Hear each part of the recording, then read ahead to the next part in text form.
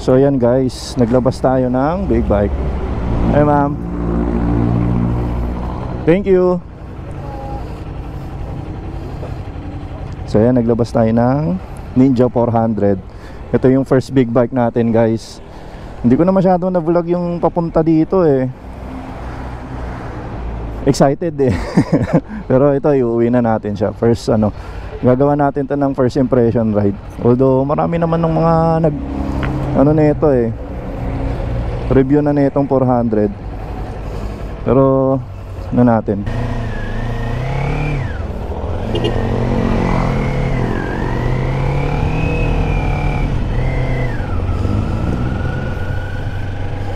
Yun o, ang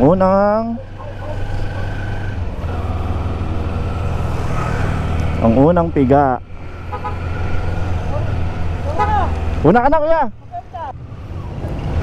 Yan, nasabak agad tayo sa traffic ah. Okay, so guys, nauwi na natin si Ninja 400. And mag-iikot-ikot lang tayo ngayon. Road trip lang. Ikot-ikot lang natin saglit. Gamayin lang natin.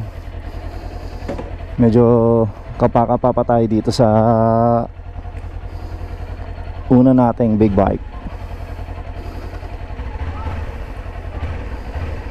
342, so 7 kilometers pa lang. Odo. Okay, let's go. Ikot lang tayo saglit. Medyo mataas pala ang mataas talaga yung clutch nito.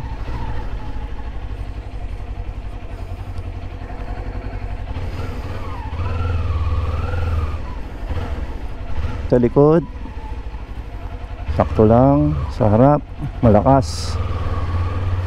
Medyo naninibago pa ako dito kasi ngayon lang din ako nag-clutch. Sanay tayo sa ADB 160 natin. Hindi ko na masyado na vlog yung pagpunta natin sa dealer nito tsaka sa Kawasaki Leisure Bikes Bulacan. Doon natin siya kinuha. Hindi ko na na-vlog kanina kahit yung pauwi kasi hindi ako makapag-vlog ng maayos kasi nakafocus ako dito eh. Ginagamay-gamay pa natin eh. Naipit tayo sa traffic kagad kanina eh. Yung pauwi papunta pauwi pa lang traffic na eh. Pero siguro sa unang sakay ko okay pa siya eh. Okay siya actually. Medyo nangangalay lang talaga yung mga wrist at kamay ko. Siguro ngayon lang ulit ako nagmotor na naka-clutch eh. So masasanay din tayo niya pag lagi natin ginagamit to. Gagawan natin to ng gagawan din natin to ng natin first riding impression, syempre yung sarili nating riding observation dito. Tsaka naninibago ako sa switch dahil yung signal light na ito sa Honda kasi nandito sa baba sa EDB 160 ko eh. Tapos yung busina nandito. Kaya minsan napipindot ko yung busina pagka magsisignal. Di pa natin masagat kasi kailangan alalay lang tayo. Hanggang 4,000 RPM lang tayo. Huwag tayo masyado magbabad sa low gear. Yung mga takbong 50-60 pwede na yan. Ikot-ikot lang. Pero malakas siya. Malakas si Ninja 400 para sa akin. Yung mga pang beginner, mga first time sa big bike. Gagawin naman natin to ng ng review. So gagamahin ko lang muna. Gagawin natin ng impression review, mga likes and dislikes natin, ganon. Parang yung ginawa ko sa ADB 160. Kasi well known naman na tong Ninja 400 sa market eh. Dami ng vloggers na nag-review na ito. So most likely ang i-share ko lang naman sa inyo yung personal experience natin kasi since first big bike naman natin to. First big bike, tapos yun nga, medyo malaki-laki to compared sa sniper natin na dati naka-clutch tayo. So yun nga, sanayan lang dito. Hindi pa natin mailabas na ng expressway kasi inaantay ko pa yung papel. And I hope na siguro mabigay ito mga 3 weeks. Kung tatanungin nyo magkano ko nakakuha to, actually dito sa Kawasaki Leisure Bike sa BLC Cycle, dito sa San Jose del Monte, Bulacan, ang SRP nito is 340,900, 340,900. Binigay siya sa akin ng 332 cash, 332,000, tapos kasama na pala yung LTO doon, so free na yung LTO sa kanila. At the same time, freebie niya nakuha ko CS15 na SJC helmet. Actually promo nila yon hanggang bukas, October 31, na nasakto lang, nakahabol ako.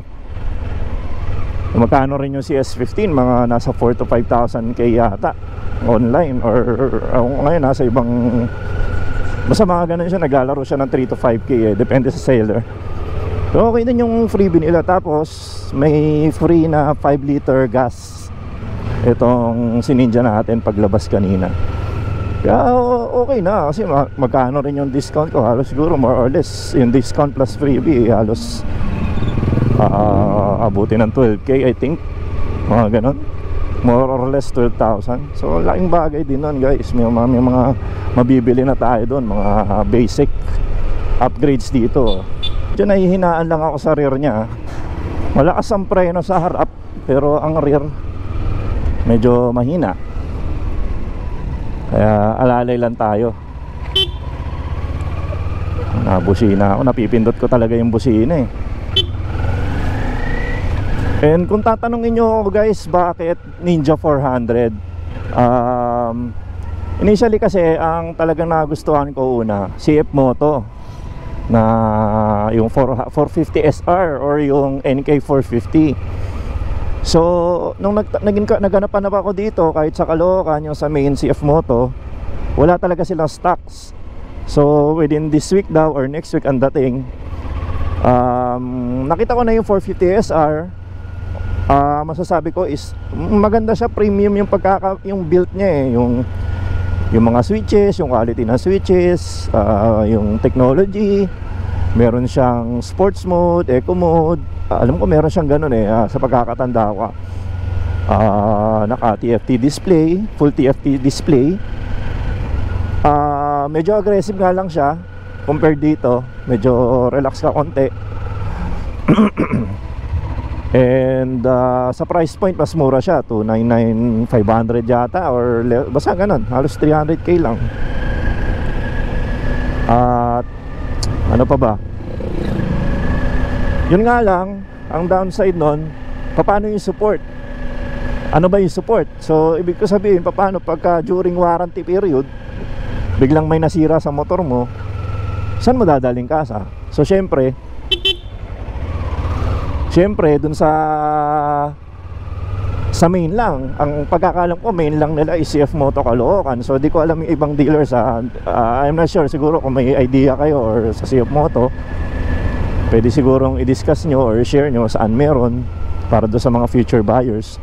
Pero yan eh, personal decision ko lang din, personal ano ko lang, option ko.